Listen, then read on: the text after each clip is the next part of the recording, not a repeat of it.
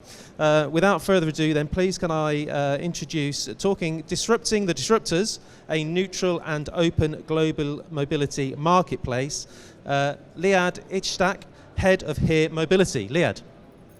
Okay, thank you. Okay, hello everyone. As we all know, 10 years ago, there was a massive disruption to transportation.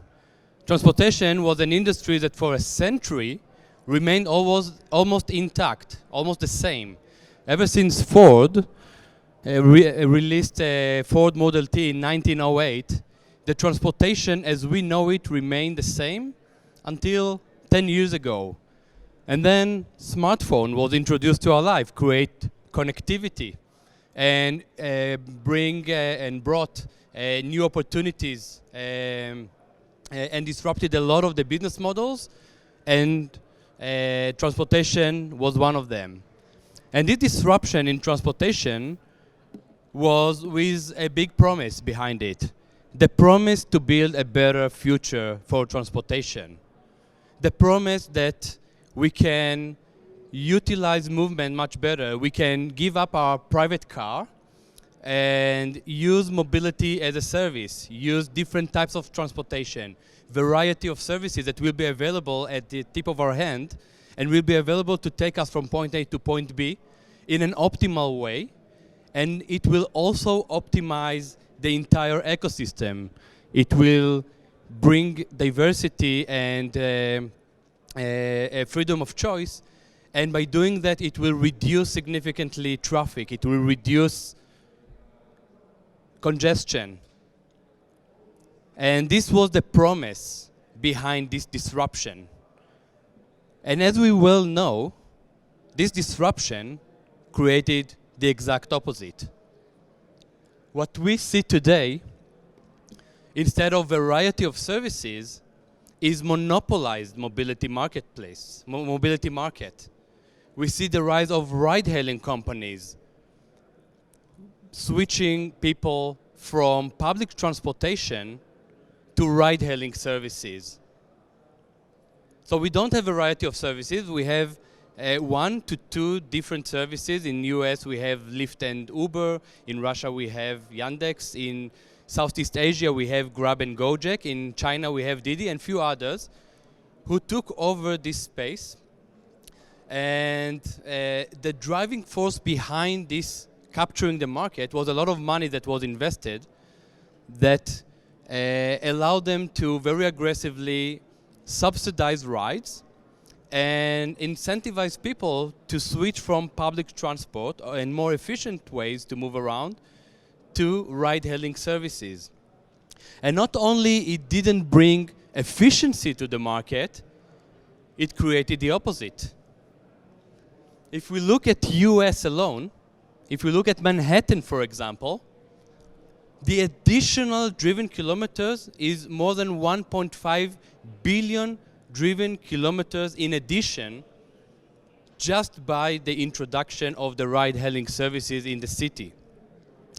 People in Manhattan beforehand didn't use their private car. They used the subway and other public transport options. Before Uber and Lyft, there were 17,000 yellow cabs in Manhattan. Uber and Lyft now have approximately 100,000 more vehicles in the city.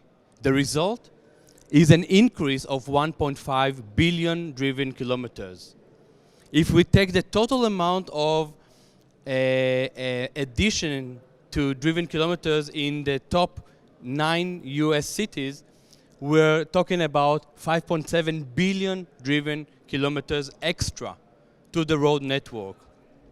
That creates a congestion, that creates the extra traffic, that creates the mobility nightmare that we're at today. So the promise to build a better future of mobility, to build a better future of transportation, looks like that. 10 years after the disruption, this is the market that we see, and it's very, very hard to handle this situation. We see a monopolized market, we see inefficiency that results in high pollution, high traffic, high congestion. It doesn't give us the ability to move around in a better way, to give us the freedom of choice, to optimize. This is the situation. The question that we have is, can we do anything about it? How can we do anything about it? If these companies have so much behind, so much money, so many resources, so much power already in the market, how can we disrupt the disruptors? Can we do anything? And in order to answer this question, I would like to take an example from the past to another industry where we saw similar situation. And I'm talking about smartphone industry that 15 years ago disrupted the mobile phone industry. So if we look at the smartphone industry, 2007, we have a large dominancy of few players who try to create a closed garden solution. The main player was Nokia. There was no doubt that Nokia is going to take over the market. With 65% of the market back then, they were the one player that everyone thought that will be the winner. And they tried to create a closed garden operating system with the hardware as well. And the competition was between them and Microsoft with Windows Phone and Windows Mobile, and Palm OS, if you remember Palm, and BlackBerry as well. That was the market in 2007. Only in late 2008, there was an alternative to the market, with Android was first released in Q3 2008 on an HTC device. And you see how quickly, as an enabler in the market, not as a closed garden, as a technology enabler, it created a much different market. From a market that has high dominancy of Nokia, Motorola, Samsung, it leveled the playing field, enabled other players to come and to play this smartphone game. We still see Apple as a dominant player, but 80% of the market today consists of Android as an enabler. What if we can do the same for transportation to enable the market? So let's take another look at how the market looks like.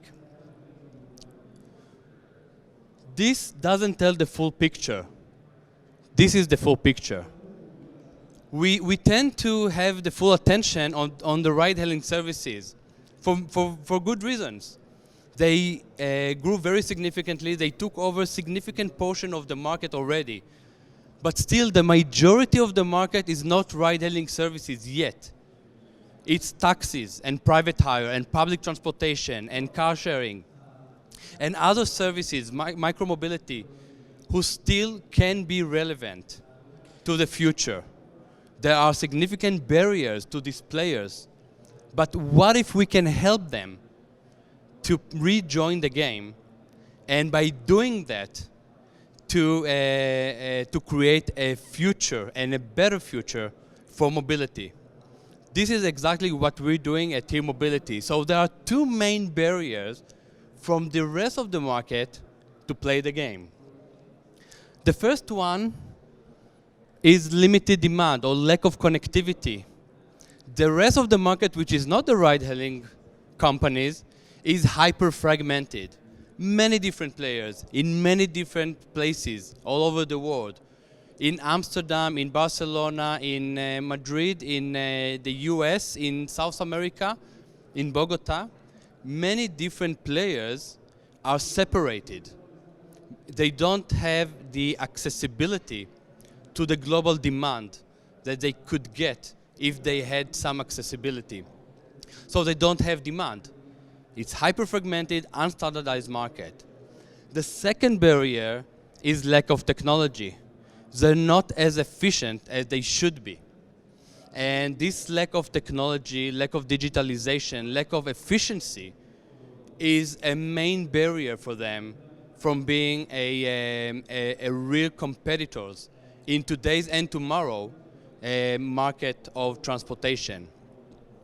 So what we're doing at T-Mobility, we're doing the two things. Our vision is to create a competitive mobility market in order to achieve urban mobility efficiency. So instead of building yet another service into the market, we're not a service provider. We're a neutral platform which connects all the different mobility players around the globe. From taxis to private hire to public transport to car sharing to micromobility, everyone can be now included under one platform. And on the other side, on the demand side, we are not an application. We're an enabler for businesses who need transportation as part of their business. We're enabling airlines to provide door-to-door solution to their passengers. If you think of an airline, they want to provide a door-to-door solution to their passengers, and they can't do that because they need to provide mobility services, transportation in many different cities worldwide, high quality of service, and there is no standard way for them to connect to all these different services. We are the connector. If you look at digital wallets who want to provide mobility services inside the wallet, or super apps who want to provide mobility services inside their apps, or airports, or roadside assistance companies, or hotels, or corporates for their employees. So many different businesses need transportation as part of their strategy, as part of their business, and they're unconnected. What if we build a future where we can connect mobility service providers and mobility service consumers as businesses together to create this ecosystem? That's the first necessary step in order to build this future. I personally don't believe that there is one solution for transportation. I don't believe that one company can build one solution that fits all. I think that if we want to build a real sustainable future for mobility, we need to create the ability to connect many different service providers to many different needs and create this global connectivity. The second part, which is not less important, is the economy behind what we're doing. If you remember, the ride-hailing companies, only in the top 9 cities in the US, overconsume 5.7 billion driven kilometers, addition to what we had before these ride-hailing services. What if we can reduce unnecessary driven kilometers? We can do that by leveraging data and creating optimization based on machine learning to the suppliers to do an optimal route optimization, to create multimodality and to connect many different mobility services together to create an optimal route.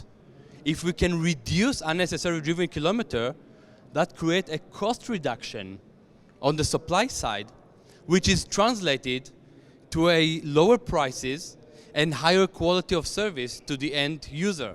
And that's exactly what we're doing as well. Last year, for example, we already saved, and it was the first year, and with few partners, we already saved more than 1 million driven kilometers in 2019. This year, we're going to save at least 15 times bigger than that. Next year, it will be at least 10 times bigger than this year. So we're exponentially saving money. Once we will save the same amount of 5.7 billion or above, we're talking about saving money of billions of dollars every year. It results in cost reduction for the supplier, a price reduction for the consumer, and a dramatical reduction of congestion to the city level. Today, we already connected more than 2.5 million vehicles on our platform, on the Here Mobility platform. We see a cooperation from Europe, from US, from South America. We already have more than 100 cities already connected to our platform. As I said, we already saved more than 1 million driven kilometers. And what we're looking for right now is to continue to drive this vision forward, to have the cooperation of mobility service providers and businesses in order to build a much better future for transportation. This will be resulted in a better efficiency, versatility, and variety of services that will be available, multimodality, the ability to combine different modes of transportation together, and a better visibility of the entire ecosystem, bringing together. And that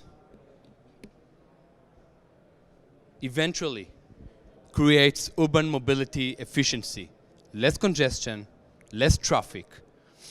And applying this methodology, just like Android disrupted the original disruptors of the smartphone industry, we are building the same at the mobility space. Instead of monopolized services, let's open the market to competition. Let's connect all of it together. Instead of try to convince people to move from more efficient services like public transport to ride-hailing, let's combine them together.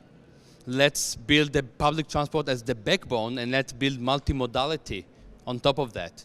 And that is a driving force behind what we're doing. Instead of investing money to drive unnecessary driven kilometers, let's save unnecessary driven kilometers in order to save money. And that can be an economical driving force behind what we're doing. Thank you.